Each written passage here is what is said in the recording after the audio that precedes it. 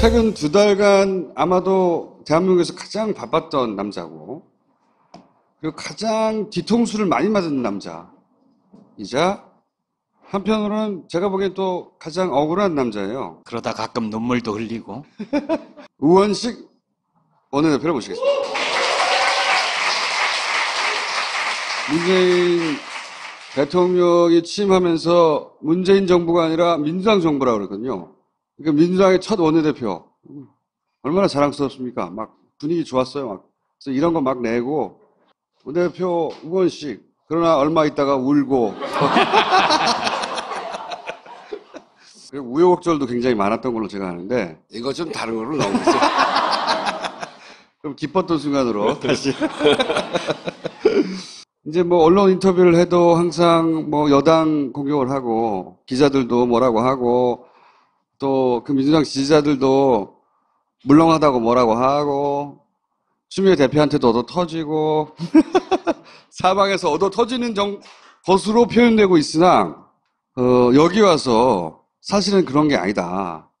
하소연도 좀 하시고, 그 다음에, 지상파나 또 기존 매체하고는 할 수 없었던 이야기, 네. 뒷이야기를 좀 풀어놓고 가시라고 네. 모신 겁니다. 우선, 얼마나 바쁘셨어요? 5월 16일 날 이제 처음으로 원내대표가 됐거든요. 예. 그리고 오늘까지 그러니까 2달 조금 넘었죠. 예. 매일 아침 6시에 출근을 해서 예. 집에 들어가면 12시, 1시 그 생활을 매일 했으니까요. 토요일, 일요일도 쉬는 날이 거의 없고 뭐 하셨어요? 그렇게 바쁘게? 매일매일 점검도 해야 되기 때문에 매일 아침 전화하고 또 오늘 상황도 전화하고 우리로서는 일을 해 나가야 되니까 한 명 한 명 인사청문회 하는데 그 사람에 대해서는 어떻게 생각하는지부터 해서 그리고 정부 조직을 해 나가는데 물 관리 일어나 어떻게 할 거냐, 니네 사정은 뭐냐. 거기가 잘 안 되면 저는 그 다음에 당 대표들을 만납니다. 3명 원내대표 만나고 잘 안 되는 데는 당 대표들을 만나서 또 설득도 하고 설명도 하고, 그리고도 안 되면 정책위 의장을 만나든지 아니면 제가 잘 아는 의원들, 국민의당은 제가 잘 아는 의원들이 많아요. 바른정당에도 꽤 있어요. 자유한국당에도 꽤 있어요. 이게 국회의원 3번쯤 하면요, 어느 당을 막론하고 꽤 있습니다. 만나서 해야 되니까 제가 만나는 사람들의 수라는 게 굉장히 많은 거죠. 이 일이 늦어지지 않도록 일을 만들어내야 되고 하는 그 어려움 때문에 한 2달 좀 남짓되는 기간 동안 정말 바쁘게 지냈고. 후회 안 하셨어요? 아, 괜히 대표가지고. 그런 마음이 안 드는 것도 아니에요. 하여튼 정말 그런 마음이 하루에도 몇 번씩 들 정도로. 그러고 이제 사람이 아침에 이러다가 오후에 가면 바뀐단 말이에요. 나하고 한 얘기가 있는데 그거 얼마나 그게 황당해요. 이를테면 이런 일이 있었어요. 김동철 대표가 국민의당 김동철 대표요. 국민의당 김동철 대표. 예. 잘 아시겠습니다만 우리가 그 추경에 이번에 중앙공무원 4,500명 뽑는 그 예산 80억을 넣어갔잖아요. 그거 안 된다. 안 된다고 한 이유 중에 뭐가 있냐면 작년에 목적 예비비 500억을 편성하면서 그런 비슷한 용도가 있어요. 그거 있는데 왜 또 따로 편성이 오냐. 사실 우리 정부로서는 이 일자리를 만들어가는 일, 특히 공공 서비스 쪽에 일자리 만들어가는 일은 우리 정부의 핵심 사업 중에 하나고, 그래서 그 정신을 담아서 추경에다가 예산을 편성해서 하려고 80억을 일부러 담아온 거거든요. 근데 그 비슷한 쓸 수 있는 예산이 500억이 있는 거예요, 그 전에. 그러니까 김동철 대표가 지난번 예결위의 간사였거든요. 그러니까 자기가 알아요, 그거를. 그러니까 이걸 왜 가져왔냐? 그러면서 처음부터 그 얘기를 했어요. 이거 써라. 이거는 없애고, 추경에 있는 건 없애고, 목적 예비비 써라. 그 얘기를. 그걸 수차례 얘기를 했어요. 그리고 다른 당들이 다 80억에 대해서 반대를 하고. 그래서 제가 도저히 안 되겠어서 3당이 반대하면 우리가 120석밖에 안 되니까 그건 해결 방법이 없거든요. 그래서 그 청와대하고도 상의하고 이렇게 해나가다가 그러면 목적 예비비 쓰는 쪽으로 방향을 바꿀 수밖에 없다. 그걸 쓸 수 있으니까.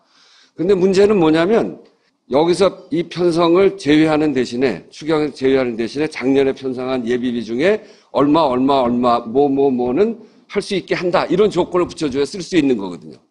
그래갖고 그렇게 얘기를 다 했어요. 김동철 네. 그 원내대표를 만나가지고 오전에. 그렇게 해서 이제 국민의당만 되면 일단 시작을 하는 거니까. 그래서 됐다 이렇게 생각하고 바른정당 만나서도 이야기를 하고 그랬더니 오후 가니까 내가 생각한 거하고는 다르다. 나는 그렇게 얘기 안 했다. 하고 말을 확 바꿔버리더라고요. 목적 예비비 쓰라고 해놓고 목적 예비비에 대해서 그렇게 우리가 그거 쓰라고 한 게 아니다. 조건을 붙여야 된다. 이런 거예요. 조건이 뭐냐?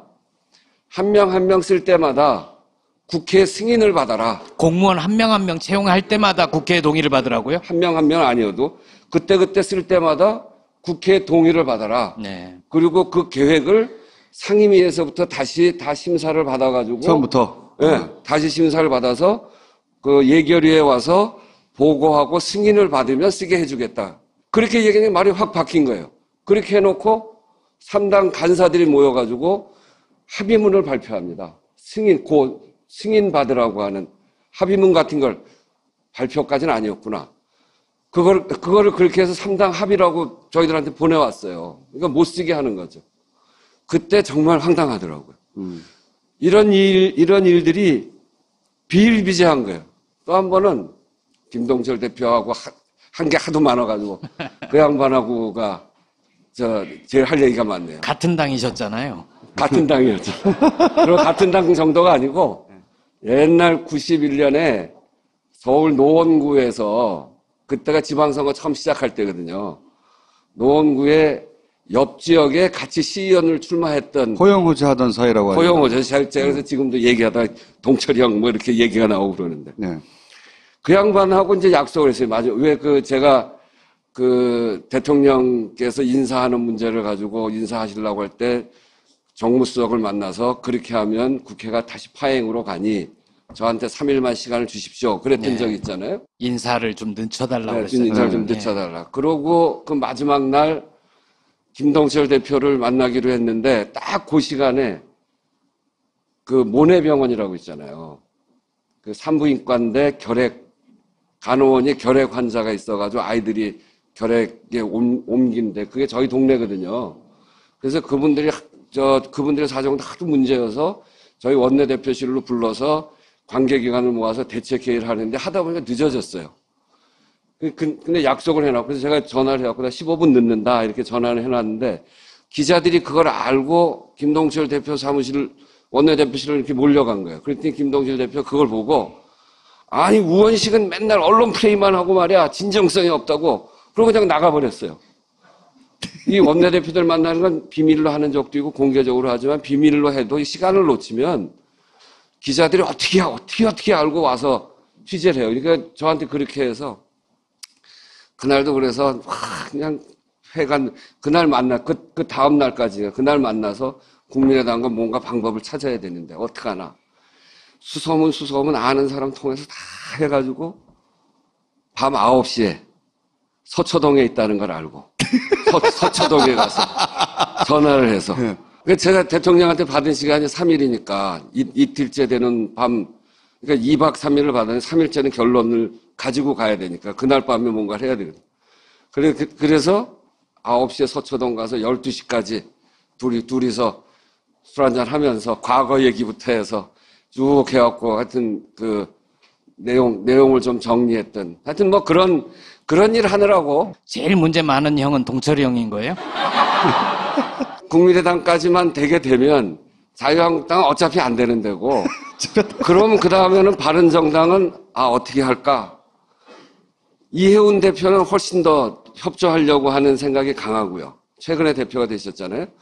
주호영 대표는 그분 또 지역구가 대구예요. 그래서 이해운 대표보다는 훨씬 우리로서는 이렇게 강성이고 하여튼 그래서 주호영 대표도 만나고 이해운 대표도 만나면서 방법을 찾아가면 국민의당만 들어오면 바른당은 대개 들어와서 반대를 하는 그런 입장을 취하죠. 그래서 그거를 조정하는 일이 2달 동안 아주 정말 바쁘고 힘들고. 그 집단 퇴장은 어떻게 된 겁니까? 집단 퇴장. 자유한국당이 추경할 때. 그거요. 추경할 때 정말 제가 할 말이 많습니다. 제 하소연님 들어주세요.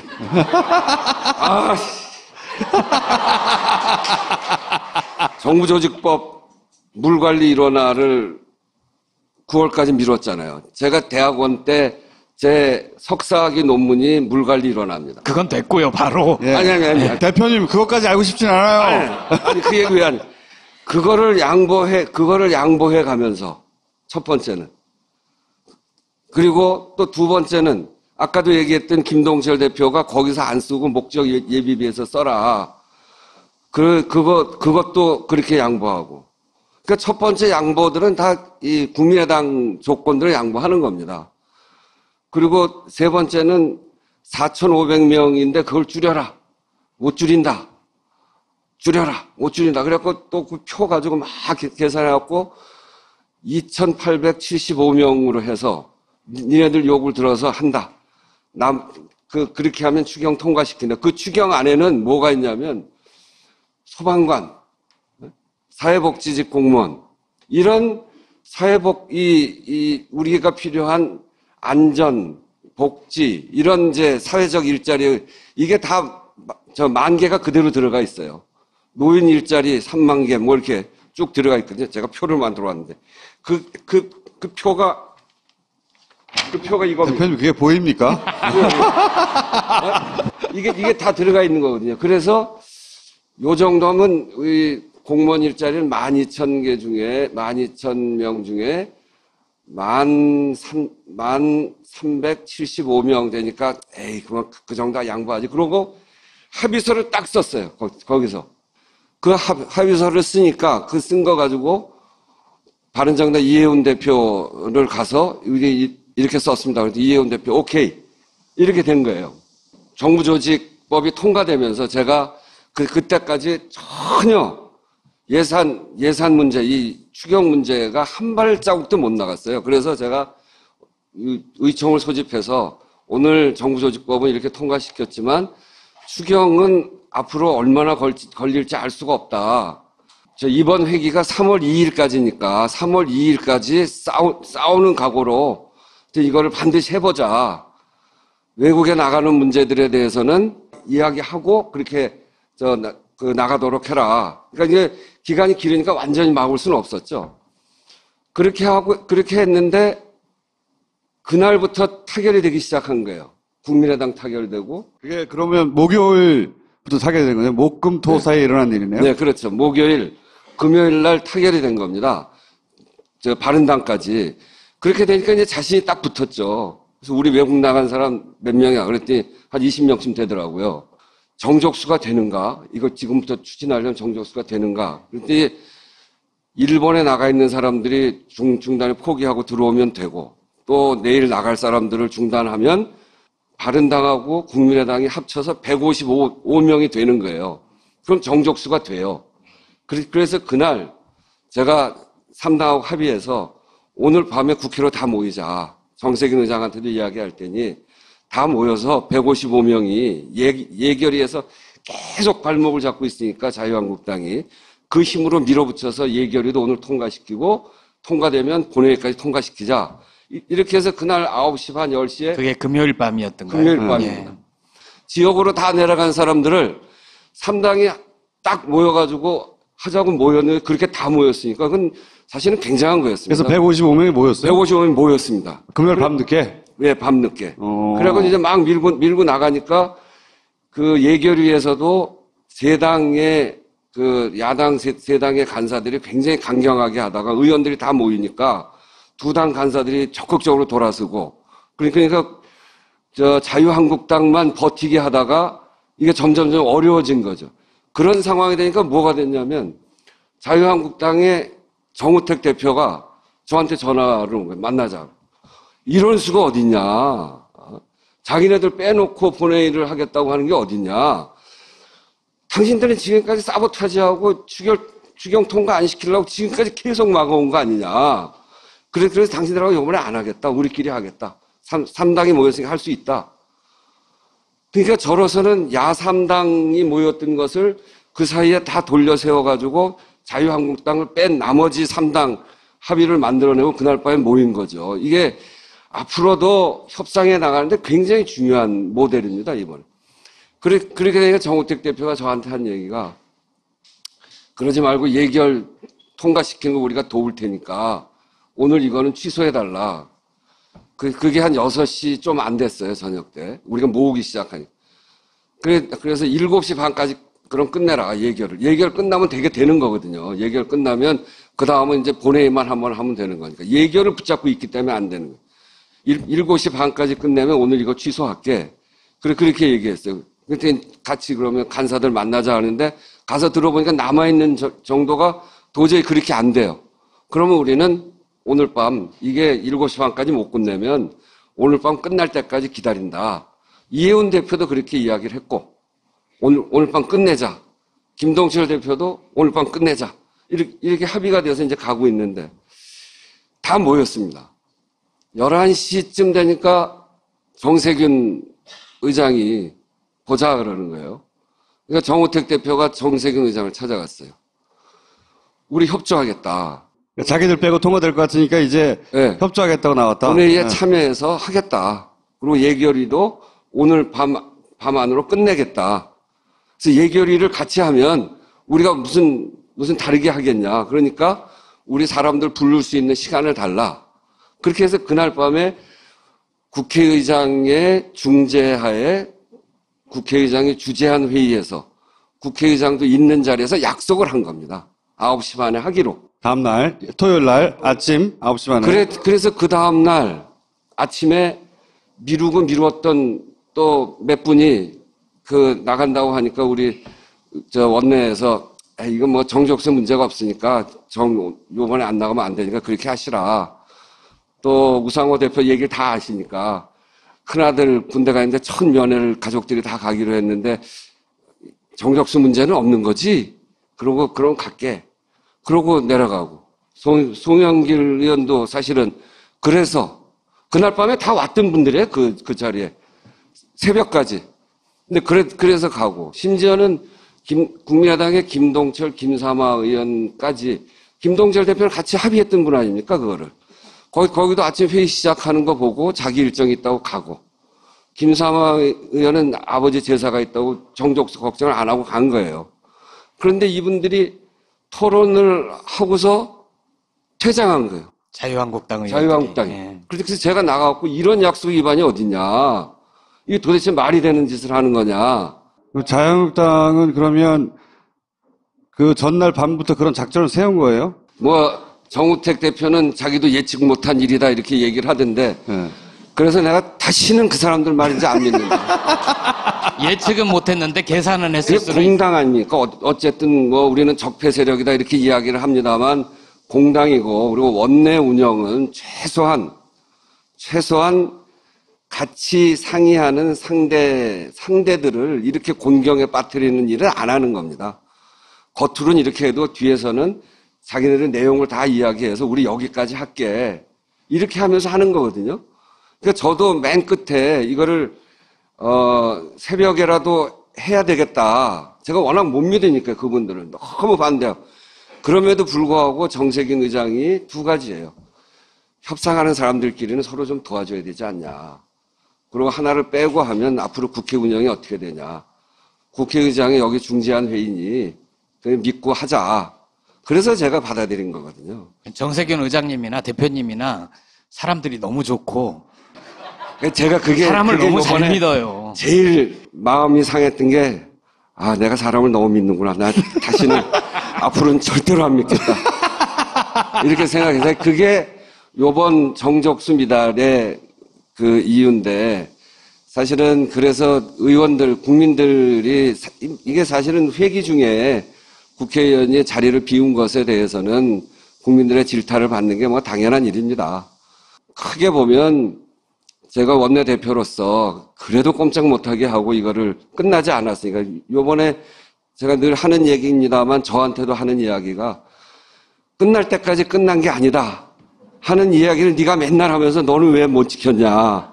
그 자책이 너무 심해서 며칠 동안 잠도 잘 못 자고 그랬는데 너무 화도 나고. 화가 난 표정이 그거예요, 근데? 저 화내면 무섭습니다. 제가 을지로위원회 할 때 기업에 가서 화를 내기 시작하면 대책이 없어요. 어떻게 화를 우시고 막 그런 거예요? 아, 참. 그거 울은 거 아니고, 정말 열받아서 울컥 한번 했는데, 도대체 뭐 하는 거야? 이렇게 해야죠. 방금 하신 거는 연기 같은데, 연기.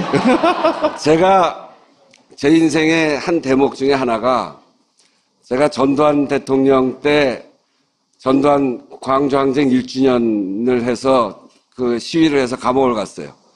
1심에서 1년 받았는데 2심에서 3년 받았어요. 그게 저로서는 이 당당하게 싸운 나의 흔적이다 이렇게 생각하는데 저희 외할아버지가 의혈단 그 왜 밀정에 나오는 가장 처음에 총 맞아 죽는 분 있잖아요. 그 사람이 김상옥이에요. 김상옥 종로경찰서 폭탄 투척 사건인데 거기에 폭탄 대준 혐의로 그때 감옥을 가셨어요.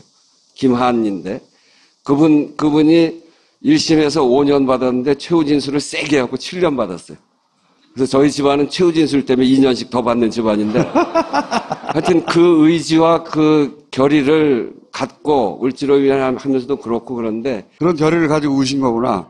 그런데 참 그리고 제가 고민이 또 하나 있어요. 지금 말씀드렸듯이 이 협치, 우리 부족한 숫자, 대통령께서는 하시고 싶은 일이 굉장히 많고 그 하시고 싶은 일, 자유한국당은 절대 다 반대입니다. 이게 무슨 증세 이야기와도 반대죠. 심지어는 추경에 일자리 늘리겠다는 거 자기들도 공약한 건데 국민 세금으로 공무원 더 뽑아야 돼. 소방관 더 늘려야 된다. 이게 자기들 공약이거든요. 그리고 그거 내놨는데도 반대 아닙니까? 완전히 반대를 위한 반대. 우리 외교부 장관 할 때 무조건 반대했잖아요. 잘 뽑았잖아요. 요즘. 그런 사람들인데 그거 빼고 나면 이 협치를 하려면 첫 번째 협상 대상자가 국민의당이에요. 근데 그런 측면이 하나 있는데 국민의당은 또 어떤 면이 우리한테 있냐. 우리하고 내부 갈등이 너무 심해가지고 분당하신 분들 아니에요. 우리 지지자들이 제일 마음으로 꺼려하는 쪽이 어쩌면 국민의당일 수 있어요. 저도 국민의당 비판하면 리트윗이 막 올라가고 잘한다 소리 많이 들어요. 근데 제가 요즘 국민의당 김동철하고 김동철 대표하고 이야기하고 박지원 대표하고 이야기하고 최근에 박지원 대표한테 뭐 하다가 잘했습니다 이랬더니 이거 가지고 너 국물당으로 가라 뭐 이렇게 쫙 붙었는데 이게 이제 우리 지지하시는 분들의 핵심이 제일 싫어하는 국민의당과 이 협치를 위해서는 제일 먼저 협상해야 되는 원내대표로서의 고충이 있습니다. 그거 정말 이해해 주셔야 돼요. 그거 아니면 국민의당을 막 비난하고 비판하고 그러고 나면 여소야대의 우리 문재인 정부 또 민주당 정부가 해야 될 일들을 요만큼도 해낼 수가 없습니다.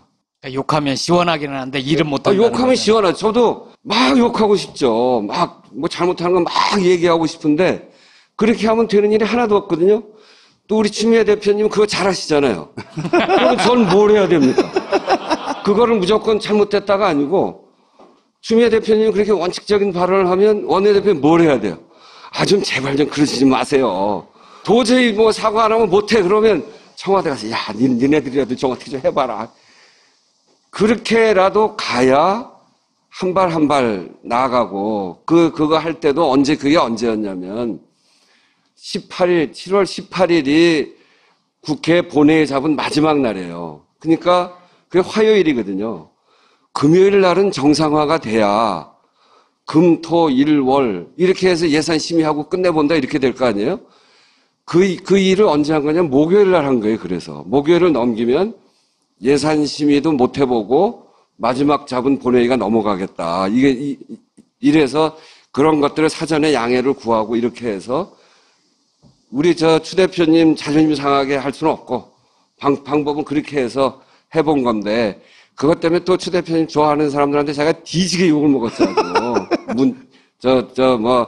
왜 그러냐 이런 얘기 많은데 그게 역할을 나눠서 하는 거이기도 하고 또 저로서는 그렇게 할 수밖에 없는 이 여소야대 체제, 그다음에 사당 체제, 5당 체제 이게 당분간은 바뀌지 않을 거잖아요. 3년 가는 거죠. 그러면 대표님의 애환도 계속 가는 거 아니에요? 계속 가는 거죠. 그 체제를 좀 바꿔보려는 생각도 있으신가요? 합당, 국민의당과. 옛날에 그러니까 노태우 대통령 때 그래서 3당 합당한 거거든요. 여소야대 때 도저히 해볼 수가 없기 때문에 아예 그냥 누구한테는 뭐 대통령 줄게 뭐 이래가지고 합당한 거죠. 우리는 그렇게 할 수 없죠. 우리는 그렇게 할 수 없습니다. 국민의당과는요? 우리 더불어민주당. 그 왜 그러냐면 제일 가까운 게 국민의당인데 이게 내부 갈등이 오죽했으면 분당을 했겠어요. 근데 다시 합치면 우리는 촛불 든 국민들의 민심, 그 촛불 든 국민들의 민심의 기저에 깔려 있는 것은 나라다운 나라인데 나라다운 나라의 핵심은 중소기업, 자영업, 비정규직 이런 을들이 대기업과 이 기득권 세력으로부터 일한 만큼 대가를 제대로 받지 못하고 불공정하고 불평등한 세상에서 정말 사람으로 대우받지 못하는 거 아닙니까? 그거를 바꾸려고 하는 게 가장 근거에 깔린 거죠. 제가 하던 을지로위원회에서도 그래서 핵심 주제가 그거였고요. 제가 너무너무나 감동했던 것 중에 하나는 인천공항 문제를 저희가 아주 집중적으로 했고 거기가 간접고용 비정규직의 아주 상징이거든요. 대통령께서 대통령 되고 첫 방문을 글로 가셨잖아요. 네. 제가 이제 전에 울컥한 걸 자꾸 울었다고 얘기해서 그렇긴 한데 그날 원내대표 아이고 좀 지우세요. 제가 그 얘기를 듣고 정말 많이 울었어요. 너무너무 고마워서. 이런 것들을 바꾸자고 한 게 촛불 민심이고 그런 것들을 그런 짓들을 하면서 권력을 사유했던 게 국정농단 세력 아닙니까? 그걸 하자고 하는 게 우리인데 여기 더불어민주당 문재인 정부에 그 힘이 다 모여져 있는 거 아닙니까? 그거를 하려고 하는데 내부 갈등이 심해진다. 이건 안 된다고 봅니다. 내부 갈등이 심해지면 그것도 가지도 못하니까 안에서 이야기도 못 꺼내니까.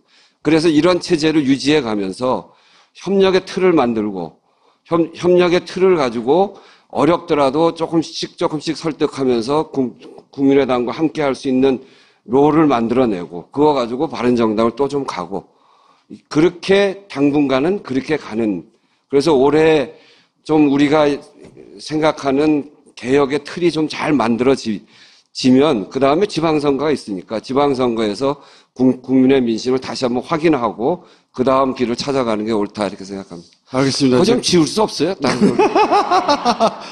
원래 이제 원내대표 경선할 때 대표님은 비문이다. 네. 라고 이제 분류가 됐었어요. 사실, 그래서 뭐 친문과 비문의 대결 이런 얘기도 있었거든요.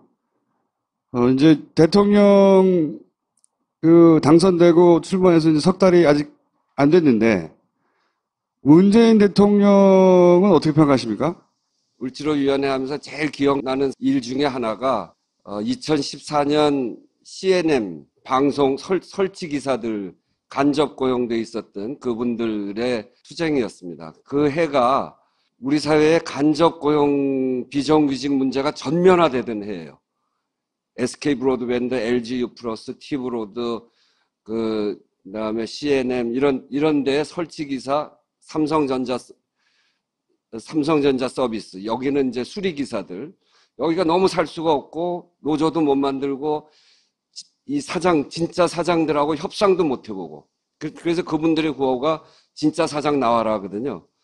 근데 그 CNM이 8개월을 거리에서 싸움을 하다가 도저히 안 되겠어서 두 명이 그 프레스센터 앞에 있는 전광판에 올라갔어요.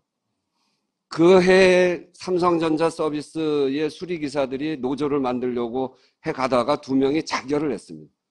한 명이 더 자결하겠다고 마지막에 갔는데 저희랑 연락하면서 타결을 해서 다시 돌아왔는데 그런 일이 있어. 이 사람들이 목숨을 막 던질 때예요. 두 명이 올라갔는데 그 싸움이 8개월 동안 됐기 때문에 올 연말, 그해 연말이 지나가면 그분들이 목숨을 던질 가능성도 있다고 저는 생각해요. 한 30명이 단식하고 두 명이 올라가고 그리고 몇백 명이 매일 농성하는데. 그래서 제가 을지로위원회 위원장으로서 이때 뭘 어떻게 해야 되나 그때 고민을 했습니다.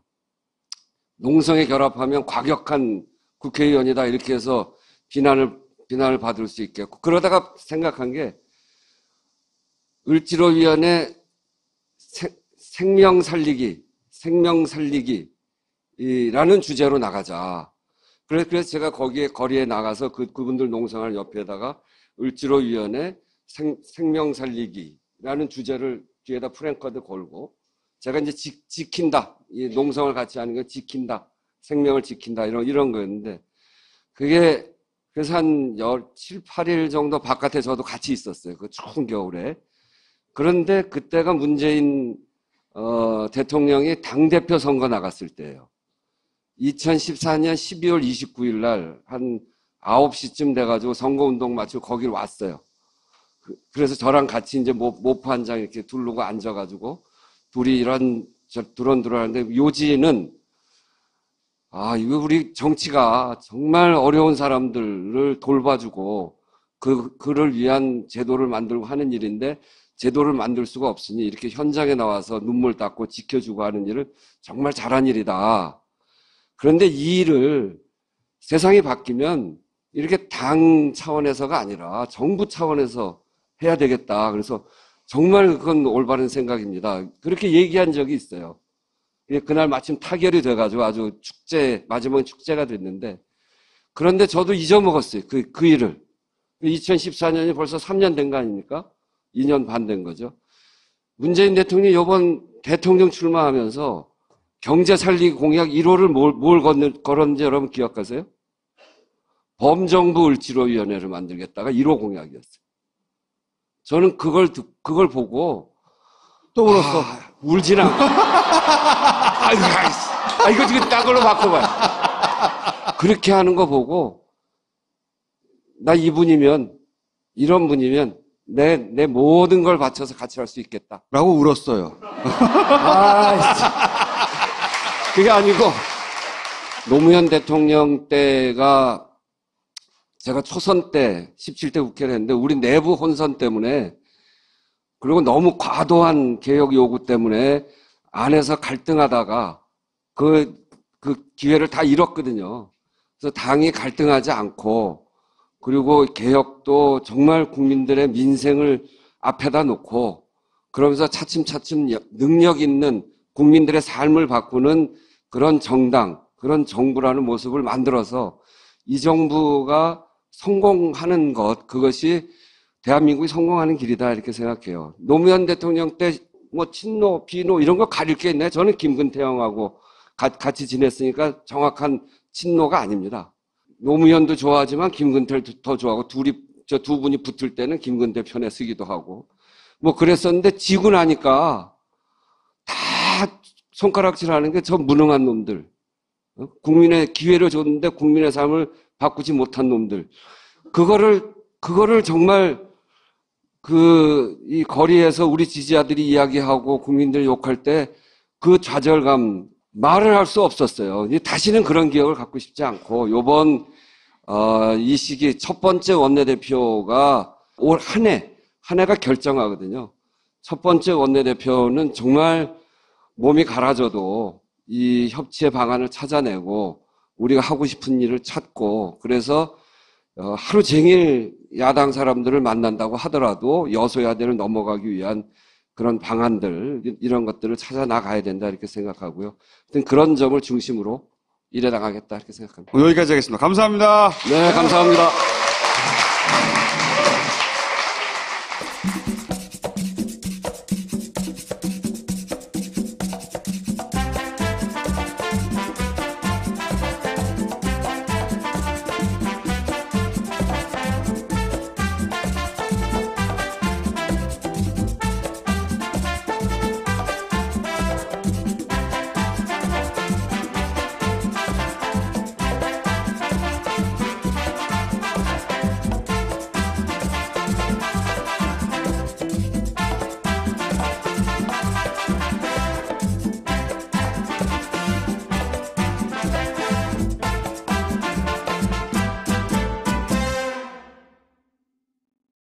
사물의 실체를 꿰뚫어보는 사진전, 파파이스토는 현실의 실체를 꿰뚫어보는 세계적인 사진작가 닉 베세이의 사진전 엑스트레이맨을 지금 예술의 전당에서 합니다.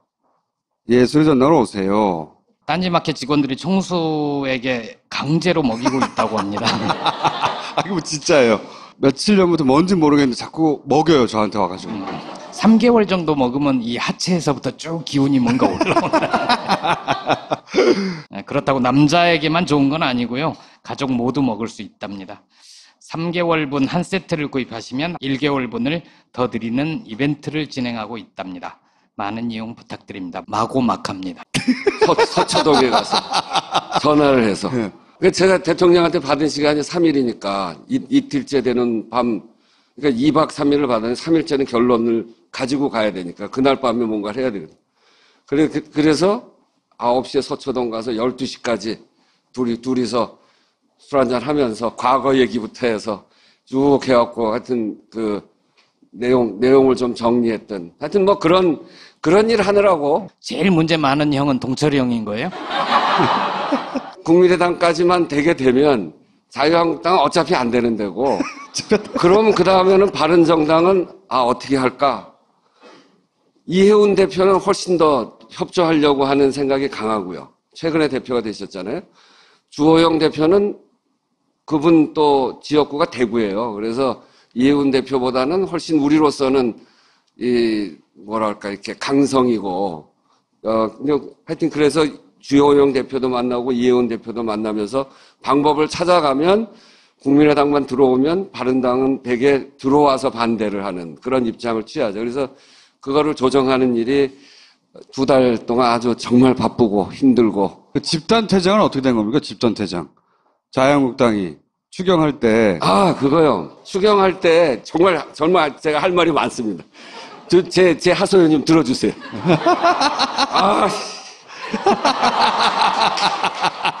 정부조직법 물관리 일원화를 9월까지 미뤘잖아요. 제가 대학원 때 제 석사학위 논문이 물관리 일원화입니다. 그건 됐고요, 바로. 예. 아니. 대표님, 그것까지 알고 싶진 않아요. 아니, 그 얘기 왜 그거를 양보해 가면서 첫 번째는. 그리고 또 두 번째는 아까도 얘기했던 김동철 대표가 거기서 안 쓰고 목적 예비비에서 써라. 그것도 그렇게 양보하고. 그러니까 첫 번째 양보들은 다 이 국민의당. 최근 2달간 아마도 대한민국에서 가장 바빴던 남자고, 그리고 가장 뒤통수를 많이 맞은 남자이자, 한편으로는 제가 보기엔 또 가장 억울한 남자예요. 그러다 가끔 눈물도 흘리고. 우원식 원내대표를 모시겠습니다. 문재인 대통령이 취임하면서 문재인 정부가 아니라 민주당 정부라고 그러거든요. 그러니까 민주당의 첫 원내대표. 얼마나 자랑스럽습니까? 막 분위기 좋았어요. 그래서 이런 거 막 내고, 원내대표 우원식. 그러나 얼마 있다가 울고.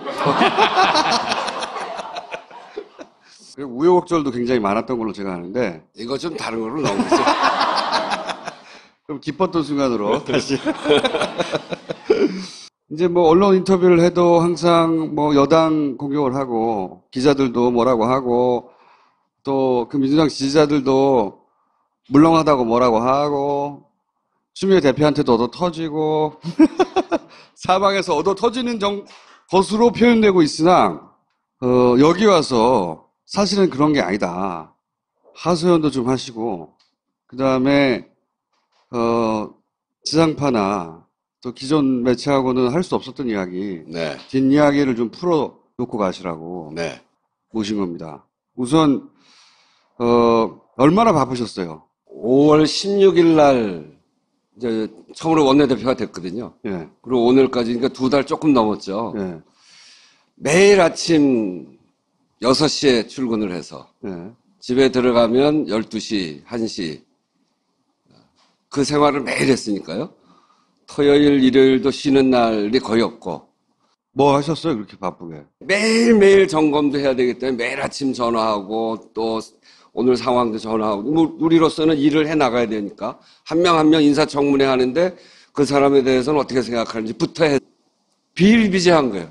또 한 번은 김동철 대표하고 한 게 하도 많아가지고 그 양반하고가 제일 할 얘기가 많네요. 같은 당이셨잖아요. 같은 당이었죠. 그리고 같은 당 정도가 아니고 옛날 91년에 서울 노원구에서 그때가 지방선거 처음 시작할 때거든요. 노원구의 옆 지역에 같이 시의원을 출마했던 호영호재 하던 사이라고 하죠. 호영호재. 제가 그래서 지금도 얘기하다 동철이 형 뭐 이렇게 얘기가 나오고 그러는데. 네. 그 양반하고 이제 약속을 했어요. 맞아. 왜 제가 대통령께서 인사하는 문제를 가지고 인사하시려고 할 때 정무수석을 만나서 그렇게 하면 국회가 다시 파행으로 가니 저한테 3일만 시간을 주십시오. 그랬던 네. 적이 있잖아요. 인사를 좀 늦춰달라고 네, 그랬어요. 인사를 좀 네. 늦춰달라. 그러고 그 마지막 날 김동철 대표를 만나기로 했는데 딱 그 시간에 그 모내병원이라고 있잖아요. 그 산부인과인데 간호원이 결핵 환자가 있어가지고 아이들이 결핵에 옮긴데 그게 저희 동네거든요. 그래서 그분들의 사정도 하도 문제여서 저희 원내대표실로 불러서 관계기관을 모아서 대책회의를 하는데 하다 보니까 늦어졌어요. 근데 약속을 해놨고, 그래서 제가 전화를 해갖고, 나 15분 늦는다, 이렇게 전화를 해놨는데, 기자들이 그걸 알고, 김동철 대표 원내대표실로 이렇게 몰려간 거예요. 그랬더니 김동철 대표 그걸 보고, 아니, 우원식은 맨날 언론 플레이만 하고 말이야, 진정성이 없다고, 그러고 그냥 나가버렸어요. 이 원내대표들 만나는 건 비밀로 하는 적도 있고, 공개적으로 하지만, 비밀로 해도 이 시간을 놓치면, 기자들이 어떻게 알고 와서 취재를 해요. 그러니까 저한테 그렇게 해서, 그날도 그래서 그냥 그날 그 다음 날까지 그날 만나서 국민의당과 뭔가 방법을 찾아야 되는데 어떡하나. 수소문 아는 사람 통해서 다 해가지고 밤 9시에 서초동에 있다는 걸 알고. 그래서 그리고 정부 조직을 해나가는데 물 관리 일어나 어떻게 할 거냐. 니네 사정은 뭐냐. 거기가 잘 안 되면 저는 그 다음에 당 대표들을 만납니다. 3명 원내대표 만나고 잘 안 되는 데는 당대표들을 만나서 또 설득도 하고 설명도 하고 그리고도 안 되면 정책위 의장을 만나든지 아니면 제가 잘 아는 의원들 국민의당은 제가 잘 아는 의원들이 많아요.